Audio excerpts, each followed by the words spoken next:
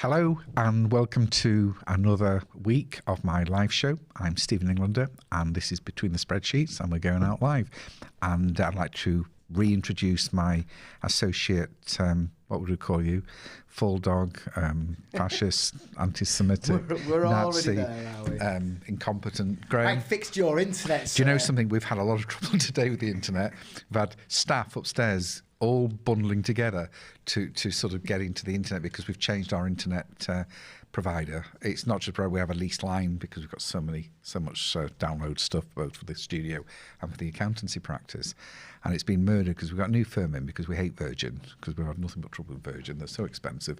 And we've got a new firm called Infinitel, who were great. They're cheaper. We've got 3 times the bandwidth and they've been a pleasure, but somehow it didn't work very well when we transitioned. You know, it's been very stressful. So Graham, being the only person that actually knows the core of what's wrong with the internet and what things mean, has managed to sort out the problem for us. What was the problem? No. Okay. All right. Do you want me to relive the entire nightmare of what's going on has upstairs? Been. Do you know what's the most fun is watching you scream at them down the phone. But no. The I know there's always things going wrong, wasn't there? And despite all of this, and despite his severe hypochondria, we've still managed to get 3 pages of notes for me to talk about tonight. And Graham's been saying I rush things and I need to breathe so we can pause different subjects. So let me just enjoy. Do you know I had a call before off a friend. He says to me, we should get into the banking business, and I said, well, we're in the accountancy business, bookkeeping. He says, yeah, but we could offer a client's bank account services. And I'm thinking, right, we set up our own accounts direct bank on piggybacking on neo banking. Be good, wouldn't it? Let's do it. And I'm saying, well, what's involved? Because I don't know anything about it, so we need people that know about it that can guide us. And he's saying, well, we need to put £150,000 down, and then we need to prove we've got £35 million in assets. So I said, oh, okay, I'll ask my dad. But apparently he's already got someone interested in working with us like that. Can you imagine Accounts Direct Bank? Would you like a bank account? I wouldn't give you a bank account, Graham. Well, I was excited until you mentioned the £35 million in assets. I wouldn't give you a bank account. I've got 3 fish, mate. You've brought up to me, because it's in the news at the moment with Diana, Princess Diana, who unfortunately died. What is it, 25 years ago now?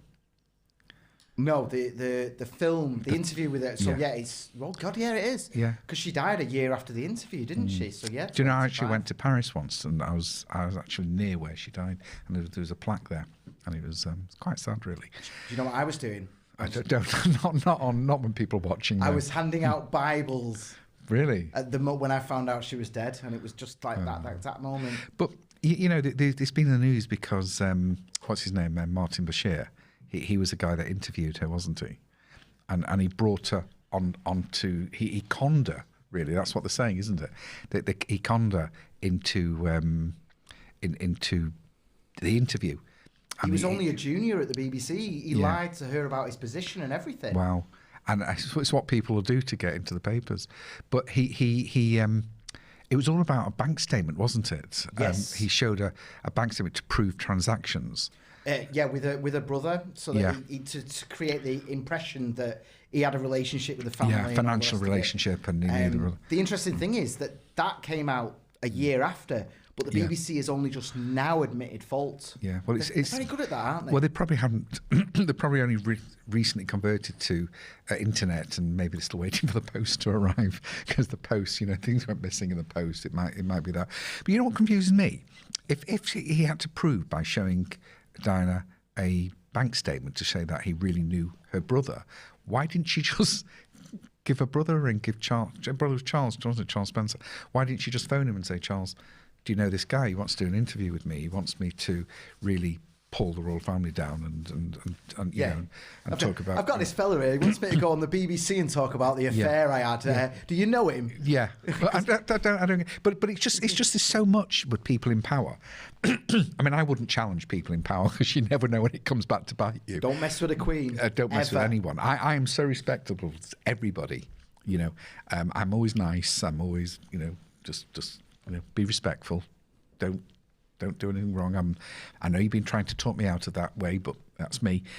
But no, seriously, there's so many people out there in the business world that are faking so much, and they create this atmosphere to draw you in, don't they? There's so much corruption. And I think sometimes all I say is that you can't really fend off this corruption. Just don't listen to it. Just don't really get involved with. I mean, take with a pinch of salt what you hear in the press. Take a pinch of salt with everything, and if things look too good to be true, just leave it alone.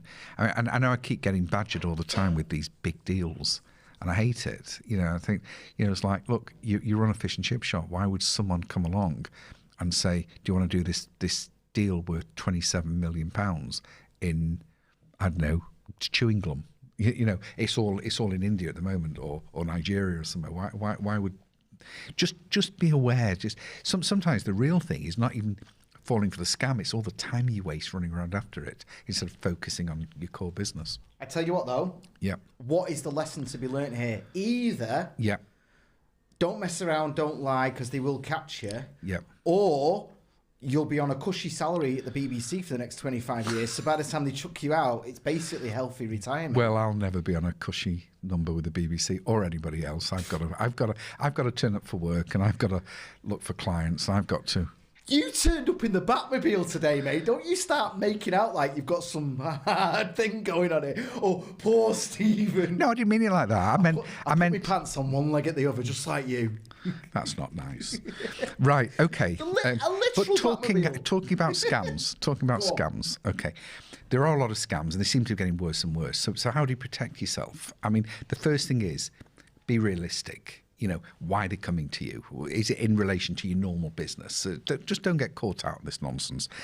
Sometimes you look at the grammar and the spelling within the email that you've got, and you think, some Nigerian prince offering me £20 million in all rights, and I only have to send him £500 sounds very reasonable. But when they can't speak English properly and they can't spell things properly, maybe they'd be a bit more sophisticated than that.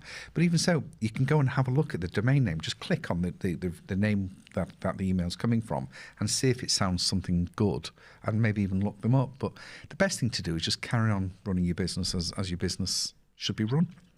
What is that okay with you? Should I take a breath now and move on to the next subject? Oh. Right. Let's take a moment. Right. Stephen, that was 1, wonderful. 2, 3. Okay, so now we're on to, what's the next one you've got? Great British Railways. So this is interesting, isn't it? Because now what's going on here is that there's a bit of price fixing by the government, isn't it? Well, that was what you were whinging about before? We already have that with Network Rail. It's not like the government already influences the prices of tickets. It's just there's so many deals done and all the rest of it. And currently, we're in a situation where empty trains go between Manchester and London all day long. Right. They pay to get air down there. So the solution is more government control. A new thing called GBR that's going to be above even Network Rail. Yeah. They're going to do the fares. They're going to do the maintenance on the tracks, and they're going to do the timetables. The private part of it will be who runs the actual trains. Yeah, but the government will fix the prices. They're going to fix everything. It sounds a bit off that, isn't it? Government interference with fixing prices. And being a pure-hearted capitalist, you'd think I'd be against that. But I actually think that some sectors, some industries, do need fixing prices. I think too much. I think the free market is great, but I think sometimes there needs to be some balance, and I don't think that certain services should be open to that type of competition. I don't think it always does things any good. I'm still out on. Do you remember years ago when books were the prices were fixed? And now you can sell books for any price that you want. I mean, I don't know if you're familiar with books. I've heard of the concept. Yeah.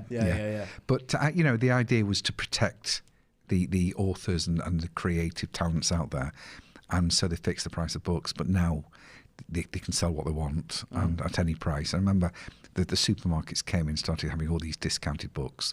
I mean, I think the market balanced up on that, because I think that a lot of the rubbish sold in the supermarkets didn't quite have the same impact as the books in the proper stores like Waterstones, and so I think the market did catch up on that. But something as important as a national infrastructure I'm not so sure whether competition is the right way to I have a slight agreement with you. Only slight. But only in the sense that either nationalise it or privatise it. Well, they've tried that.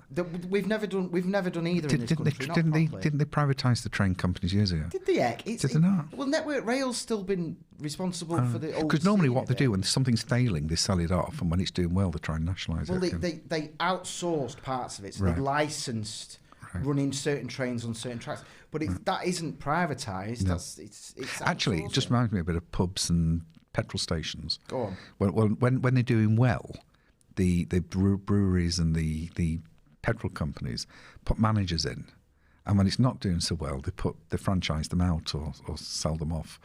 And they treat them terribly, treat the tenants terribly. But no, we're not talking about a pub here. But we're talking about a national facility. And now that everything's interconnected online, I think we need stronger interconnection physically, and the movement of goods and movement of services. What I was going to say, there's a little bit away from this, just a marketing trick. Okay. Right. I'll call you selling in a minute. Okay, if you're selling the same product to different people, how do you capitalise on it? How do you get different rates? I mean, how would you, if you've got a train service, quite obvious really when you think about it, but you're going from Manchester to Liverpool, how do you charge one person more than another? How do you increase prices? Well, you can go first class, second class, or where I go, which is in storage. You know, and that way you can sometimes you can just put a pillowcase on one of them, not a pillowcase, a cover on the chair. The little fluffy thing. Yeah, I know what you mean. And that's how you increase your prices, and everybody can do that in a day-to-day life. So I thought I'd just turn that around to a little business advice. So, okay. You see, this dependence on the government disgusts me, Stephen. The dependence on the government. Do you know, if it was for people like you, we wouldn't have GMT, we wouldn't have standardised time across the world. Yeah. Because when the private industry introduced trains to the world in this city. If it was up to people like you, we'd be in a fascist German state. Oh, really? With more hating everybody. Well, trains that isn't worked born in really England. well before the government took over. What did? So well that it's the reason why we have time zones across the world the way we do. Did you just start all that just to tell me that? That has nothing to do with the business program. No. This is it. And you put it onto the government, they mess it up every time. Either make it private or make it public. Don't do this halfway nonsense. Or we'll have the rails, we'll set the prices, we'll set the timetable, but private companies will run the Why aren't you in government? Nonsense. Seriously, why are you in government? I'd vote for you. Except that voting Nazi doesn't go well. No. Anyway, I'm bored. Honestly, I'm just... You're bored? Let's move on to something... With the truth, that's what it is, isn't it? What's the truth? It's a relative term. But let's move on to something really interesting, which is inheritance tax. What do you think? Do you like inheritance tax? I don't really live in the world where that's much of a concern, to be honest. You know, in this day and age... I haven't seen my dad for years. Well, with this day and age... I miss your dad. You miss my dad? I miss everyone's dad at this point. I'll cling on to any dad I can find. Oh. Is it that you don't speak to him or you don't know him? Well, I do speak to him, but I don't know him. You just have loads of uncles? Yeah. Sorry. I'm only going by what Hayden said. Oh, Hayden, how are you doing with your Bitcoin? Hayden said. How do you do? How's your Bitcoin doing? My Bitcoin is doing quite well. Our Shib Inu is doing very badly indeed. Do you know, 3 of us decided to invest in this new cryptocurrency. So we put £100 each in, and we're doing very well because now it's down to half that. so we're thinking. To be fair though, Stephen, yeah, that does seriously outperform any of your previous experiments in cryptocurrency. Yeah, well, I'm not getting involved in crypto. Do you know what we could do? We could go around the world and buy cryptocurrency and then just have a chart showing which one, have a bet going. Steve, really, we don't have to go around the world. No, we can stay. I meant on computers going around the world, and every cryptocurrency that comes up, we can buy some, and then we can measure each week which ones are losing money at the fastest rate. Don't buy cryptocurrency. Just where you get people recommending crypto. Oh, like you did to me. We can just tell them to watch us. Yeah. And whatever we buy, don't. Something else. Yeah, we could do. Actually, we could have a chart of how much money we're losing every week on cryptocurrency. Hey, I'm not losing anything. You want in on that, don't you? No, I'm more than capable of wasting all my money on women. Yeah. Thank you very much. That's true. I'm good. Yeah, true. Inheritance tax. dick. in inheritance tax, because after what we've gone through the last couple of years, unfortunately, that the worries about what happens if anything happens to us, what do we leave our kids? What do we leave our family? And we do not want big portions of that going in tax. So just bear in mind that you can gift money to your kids or whoever you want, and as long as you survive 7 years, they won't pay any tax on that. So, and it sort of starts off, if you, year one, you have to pay, 100% of the tax. Year two, it's balanced. Every year, the amount of tax that you have to pay, the percentage reduces for 7 years, and in year 7, you don't have to pay anything. So, if you don't think you're going to live if you think you're going to live more than 7 years, then gift it. You can give £3,000 a year away, and then you can carry forward that for only 1 year. So the most you can give is £6,000 without paying tax on it. But if you do have any, here's my plug, because we are a commercial organisation. If you do want to talk about inheritance tax, and you do want to talk about various policies and various things you can do to cut that type of bill down, do let me know, and we can give you some proper advice.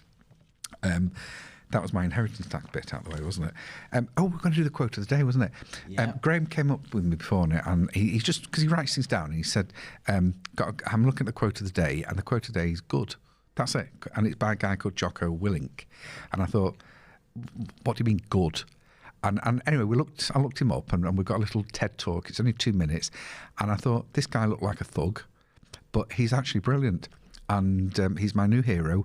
So I thought I'd just play this for you. So just tell me what you think. One of my direct subordinates, one of my guys that worked for me, he would call me up or pull me aside with some major problem, some issue that was going on. And he'd say, boss, we got this and that and the other thing. And I'd look at him and I'd say, good. And finally one day he was telling me about some issue that he was having, some problem. And he said, I already know what you're going to say. And I said, well, what am I going to say? He said, you're going to say good. He said, that's what you always say. When something is wrong and going bad, you always just look at me and say good. And I said, well, yeah, when things are going bad, there's going to be some good that's going to come from it. Didn't get the new high-speed gear we wanted? Good. Didn't get promoted? Good. More time to get better. Oh, mission got canceled? Good. We can focus on another one. Didn't get funded. Didn't get the job you wanted. Got injured. Sprained my ankle. Got tapped out? Good. Got beat? Good. You learned. Unexpected problems? Good. We have the opportunity to figure out a solution. That's it. When things are going bad, don't get all bummed out, don't get startled, don't get frustrated. If you can say the word good, guess what? It means you're still alive. It means you're still breathing. And if you're still breathing, well then hell, you still got some fight left in you. So get up, dust off, reload, recalibrate, re-engage, and go out on the attack.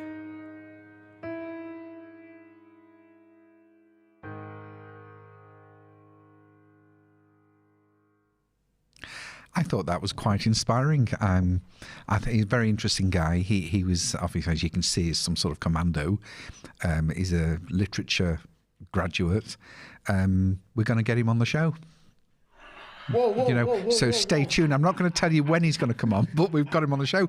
Graham, you've done a great job there. What? No, but seriously, I like what he said. It's all good, and it's the type of thing I would like to preach. And if we had skilled media people here, we could get our show as good as that.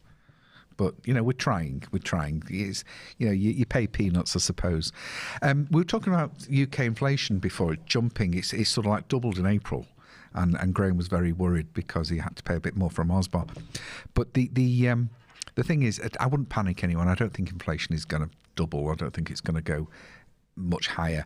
I think the worry is that people have been not trading for so long that they need to recover some of that money. So prices will probably hike, but natural competition, natural balances and checks will bring everything back to normal. In fact, I believe there's a new store coming in from somewhere to compete with Aldi that is even cheaper. There's I forgot. I don't think it's German. It's coming. I think it's Russian.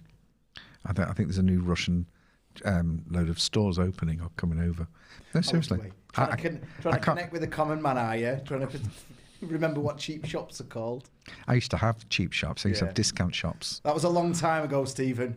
Yeah. A lot's changed since then. Not really, but I think prices are going to, especially in the hospitality sector. I mean, it's not fair. You walk into a restaurant, which I haven't yet, and they've now got a smaller space to sell from because everybody's spaced out more.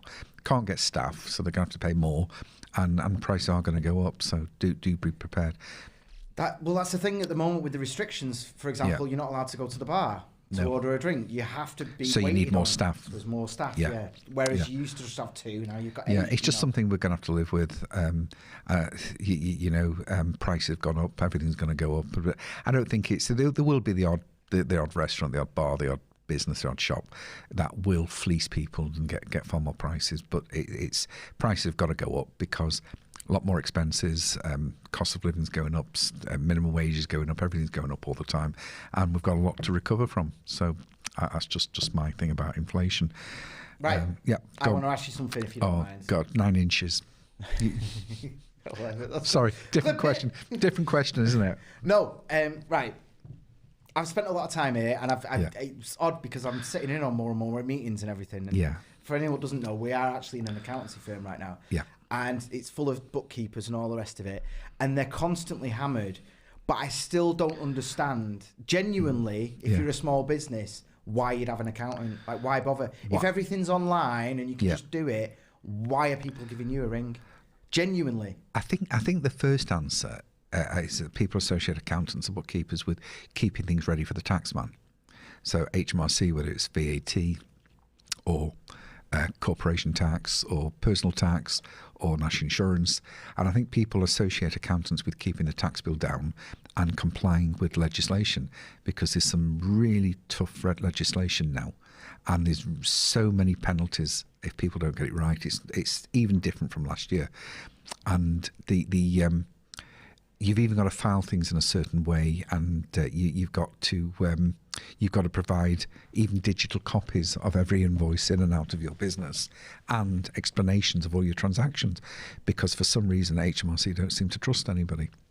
But that's the first thing that I think accountants associated with tax and VAT and generally complying with what HMRC say to do. Right, okay. So I get you, especially in terms of changing rules and things like that. Oh, they're tightening up all the time, yeah. So, but then it extends, because then some people are in trouble because they've not obeyed the law. So we have to straighten them out. It's better that an accountant straightens out people's paperwork rather than the tax people straighten out the paperwork. So we can provide explanations and we can get things done that way. But you've just explained a few of the meetings that I've been party to. People just coming in going, "Oh Jesus!" I know, and they've got a black bin bag full of paper, and then we've got to scan everything. But it's fine. That's what we're here for. But the other thing which I prefer, once people aren't in the shit anymore and we've got them straightened out so everything's routine and regular, I like working with companies to help develop the business. And in every industry, there's skills and there's tips and there's things that we know that a lot of clients don't know. And it's a way of developing the business and make it more efficient. So if you can earn £100 without the stress that it takes traditionally to earn £100 and without the aggravation and without the time it takes, or you can earn £100 whereas before you were earning £50 just because you improve your efficiency, then that's what accountants are really good at. They're good at measuring things. They're good at accounting for things. And, a decent accountant will explain where they call it a SWOT. They call it strengths, weaknesses, opportunities, and threats that are facing a business. And if we can identify where you are in all these levels, where clients are, then we can improve their businesses without them actually spending a lot more money. You know, we can highlight peaks and troughs. We can highlight products which are worth selling and where the profit's coming from, as opposed to things we like selling but don't actually make any money. You know, we can. Today I was having a conversation with somebody about cash. That cash is disappearing, and a lot of companies don't want to take cash. Yeah, we've been talking about that a lot at the moment. But it can be a good thing because it makes things far more visible. It, you know, I lost a lot of money when I had my shops in staff thieving and customers thieving cash, and there was always that danger of going to the bank with bundles of cash. So, you know, an accountant can help you straighten these things out a lot more and look for dangers within your businesses. It goes way beyond complying with legislation, complying with tax. In fact, where we start from, the starting point for any accountant is to make sure your paperwork is right and obeys the law. You know, that's where it starts from. But once we've got that, then we can use that information to help achieve what you want to do. We always say, where are you? And we measure that on accounts, you know, and then we say, where do you want to be? And then we can set a plan of action in money terms. Yeah, that's what I've been sat in on, Yeah.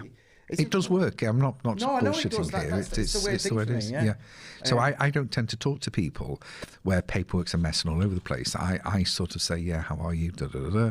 And then the team upstairs put it right, and then our accountants and business managers will then discuss what next. But there's no point me talking to somebody when the paperwork's all over the place because I don't know what to say to them. Well, it'd be a bit weird if the fella that owned the place was. Yeah, no, but I don't mind that. Yeah, but that's fine. That's what I miss from not being here through furlough. But basically, the not furlough, lockdown. Yeah. You know, so basically, what we've got are people that are. It's not that I don't want to talk to anybody about their business. What I want to do is have the facts and figures in front of me via their accounts or the ledgers and say, right, this is where we are. And then you can have a conversation. Telling someone we need the paperwork, we need this, we need that is really not productive for me to be involved in that. I just have to say, look, go and speak to Chev, go and speak to Kirsty, go and speak to John, and they will sort you out, and then we can do the proper stuff. But, you know, the part of accounting I like is actually the business development or seeing a business go from there to there. You know, that's it. Or even if they are in trouble, move them out of that trouble into where they should be. Yeah, I know.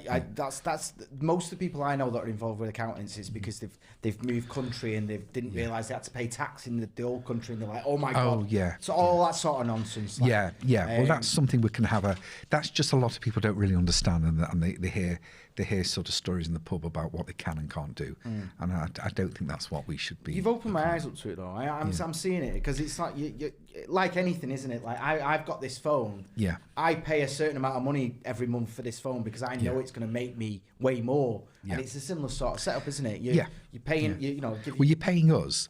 Are you paying any accountant? First and foremost, to keep the records straight because the government says it's got to be straight.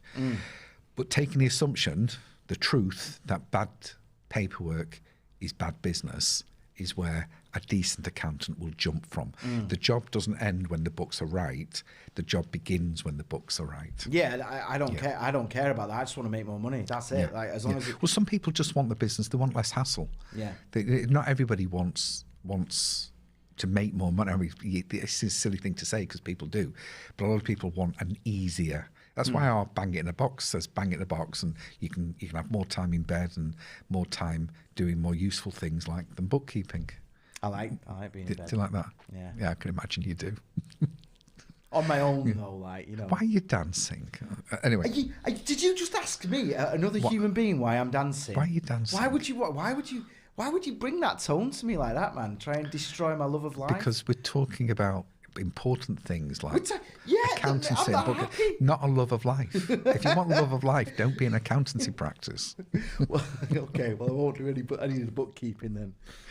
You were up there today with them, weren't you? With upstairs. Yeah. Do you know, it's nice and you sometimes. were impressed. No, You it's were like, nice. It's "Bloody nice hell." sometimes because you go up when you're not around, you think what's going on, and then when you go up and you hear how efficient everybody is and how capable they are, it's nice. It's and you know what's nice about upstairs? I just found out that two of the lads that work upstairs that only met through us, they're getting a flat together.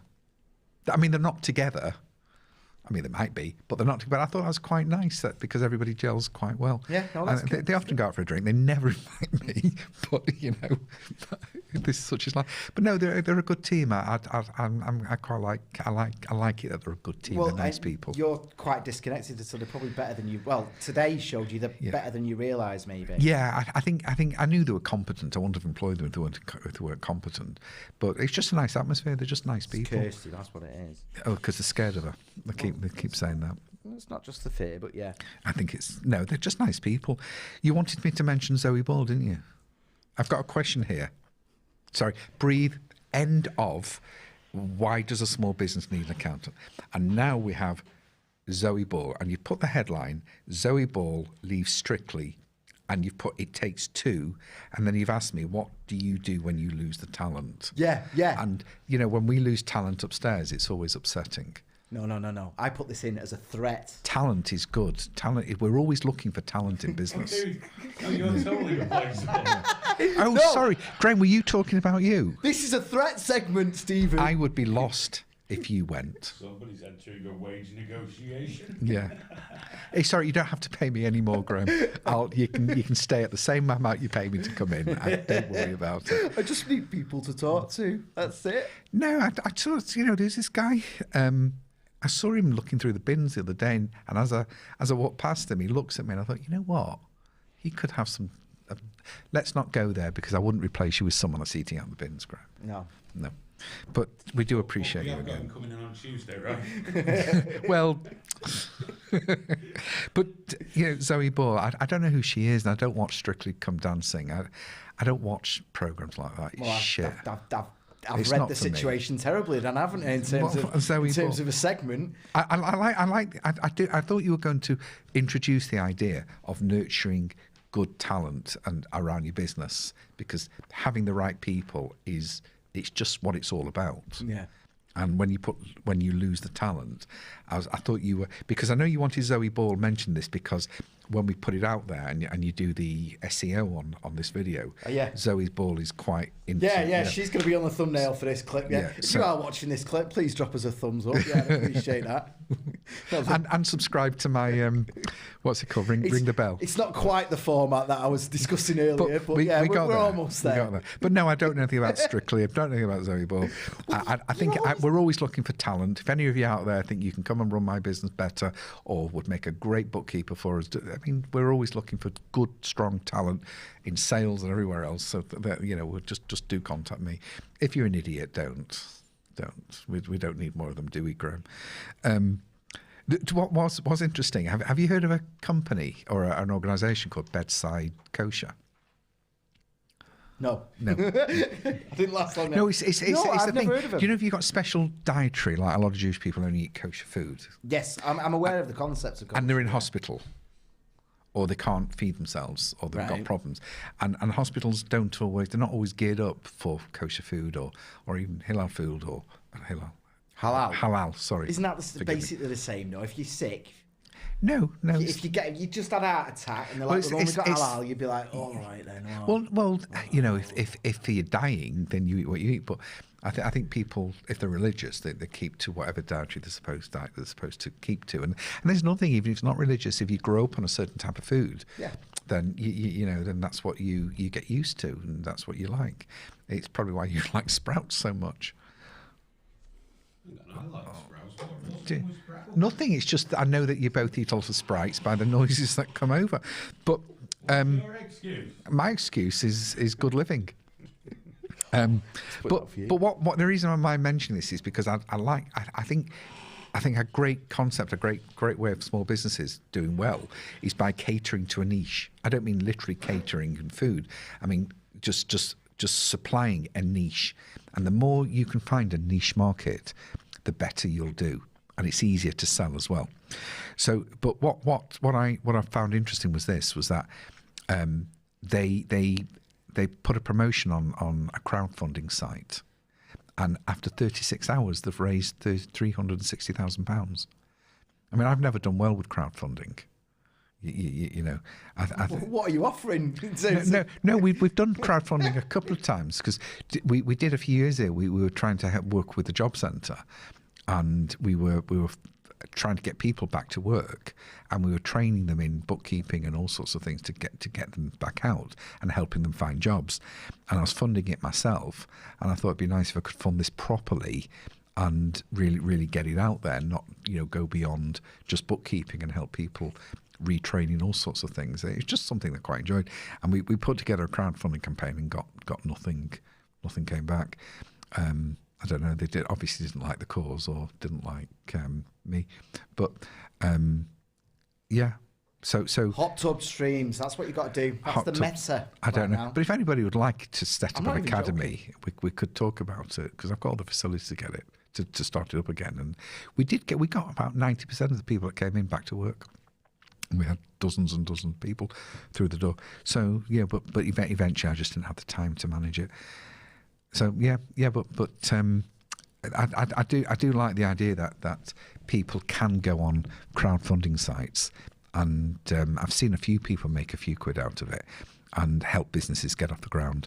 So I think that there's something else that's worth looking at, because it does work, and especially at the moment when it's even more acceptable that people more popular, people will fund things online. So it's very well worth doing. What were you going to say? Can I just say, because we are running out of time there, can we just remind people that there is an audio podcast? Yeah. There's a link in the description. Just go down there. Go down. If you get audio. You know what? If they want to watch it, they can watch it. Well, okay. Well, I was going to try and be a little bit more positive than that, but if you want to. Do you know what I want to happen? do you know what I want to do? What? We've got quite a big room in here, yes, and we can move some of those couches over there, and we can say we can get a few people in for the live show on Thursdays. So we can start off with maybe a dozen people coming and enjoying themselves, because they can ask me live questions and we can chat, and they can come shortly before and watch us set up. Yeah. Then we've got Lorraine and Colin afterwards doing their comedy playing. Yes. Which is great. And then we've got comedy. Yeah, playing comedy. And then we've got Hayden's show. I do prefer TriggerWarning. I do prefer comedy playing. Can I just say though, if we're going to do the 3 podcasts back to back, we'll get a lot more than 12 people in here. Yeah. Well, if anybody wants to come along, we're not going to charge you. Fill the room. And whoa! We're not. Are we going to charge? Well, not yet. No one's coming in to watch TriggerWarning for free. What are you talking about? We don't have to charge a lot, but like. Yeah, 5 pence. Can we? It was £10 last time. £10. No, to start off with, I'm thinking on a Thursday night. Well, if you want to stay for TriggerWarning, it'll cost you 10 quid. If you don't, you can come. Just. Could we just go a little bit of a way so that you stop telling me the rent for this room every time I see you? And if we get a little bit of money coming in, that'd be brilliant. Well, let's get people coming in. Yes. Let's get them used to coming in. Let's use. We need some guinea pigs, don't we? So come along and be a guinea pig. And we're not going to charge you. We might put some food out, and if Graham, what's going on? No. Are you a communist? I'll fill the room. We'll charge a reasonable amount, and you can watch the 3 podcasts. With celebrities. Present. Oh yeah, we've got some celebrities coming because you're going to get the good guy in, aren't you? What? You're going to get famous people coming in, aren't you? And we can give them autographs. Yes, Graham. Yes. Which famous celebrities are you going to get? I'm going to get the co-founder of LiveLink here. The Queen. Yeah. They can meet. The Queen. There's a famous comedian. He's called Manford something. Oh. We'll be fine. Are you talking about the Manfords, or are you talking about his brother? Shush. The funny one. He's Colin. Here in person. Actually, Colin, come and say hello. Oh God. Come and say. This is the funny one. I was trying to wrap this up. Oh, well, we're going to go in a minute. We're going to talk about suits and all sorts. But Colin, go on. Don't want you too close to me. There we go. Last time I got it down on the knees, it was a disaster, didn't it? So Colin's going to be here. Famous, the Manford range. Are we finishing up, or do you want to get a few more things going? No, we can cover the rest next week. We've got to set up for the next podcast. Thank you very much for joining me. Graham's fed up. You go now. Colin's aftershave is overpowering. I'm not fed I will up. see you all next week. We've got some great podcasts being filmed this week. We've got some great interviews going on, so we'll let you know about them as well. And again, thank you for joining me. I'll see you next week. Good night.